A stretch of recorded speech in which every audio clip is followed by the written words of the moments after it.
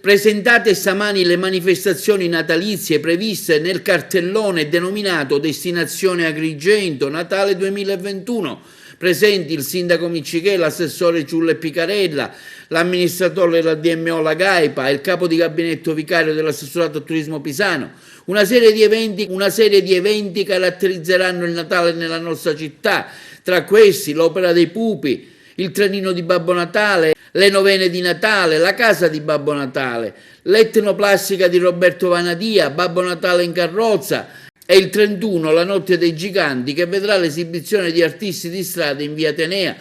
Quindi per concludere il 6 gennaio con i Re Magi a cavallo. Gli eventi sono finanziati con la cifra di 40.000 euro da parte dell'assessorato al turismo per tramite il distretto turistico Valle dei Templi di Agrigento. Oggi siamo qui per proprio rendere nota a tutta la cittadinanza le manifestazioni natalizie, si chiama Destinazione Agrigento 2021 e nonostante la problematica della pandemia che conoscete bene è un programma molto ricco e molto versatile proprio per la città.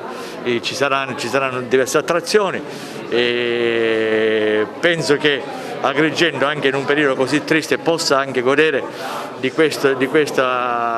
festività natalizie. Colgo l'occasione per fare gli auguri a tutti i miei concittadini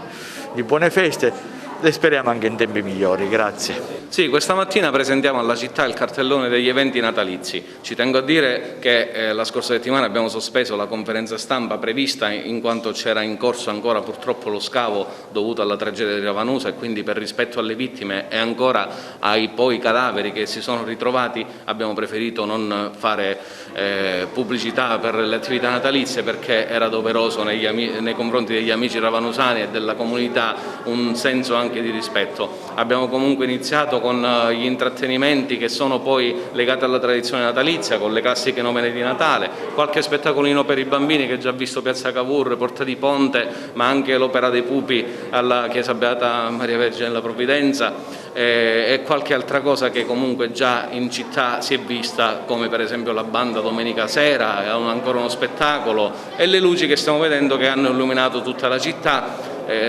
Magari tutta, ma gran parte comunque della via centrale e anche le frazioni periferiche, tutte come l'anno scorso abbiamo dato un segnale di Natale in tutta la città. È un obiettivo che l'amministrazione si è fissata fin dal primo tempo, dal primo momento, nessuno deve rimanere indietro, quindi abbiamo rispettato anche l'impegno nei confronti di tutta la cittadinanza, portando un po' di luce, un po' di aria natalizia, un po' di spensieratezza, se così possiamo dire, nei confronti dei cittadini. E questo fatto anche per un ritorno turistico, perché Agrigento, ricordiamoci che è una bellissima città che ha bisogno tanto di essere curata, cullata e portata alla luce per come deve e quindi attrarre sempre più turismo e persone da tutte le parti del mondo ad Agrigento. Da parte nostra, dell'assessorato al turismo, sport e spettacolo della Regione Sicilia, abbiamo dato un grosso contributo tramite una direttamente promossa al Comune di Agrigento, il quale Comune di Agrigento ha individuato nel distretto turistico Valle dei Templi il partner per